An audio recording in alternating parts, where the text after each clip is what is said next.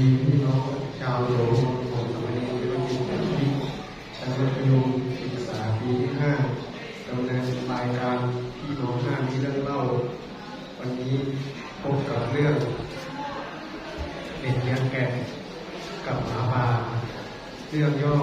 มีเด็กเลี้ยงแกะคนหนึ่งชอบแกล้งหลอกชาวบ้านว่ามีหมาป่ามากินแกะของเขาเพื่อความสนุกสนานมีชาวบ้านมาช่วยก็พบว่าไม่พบความจริง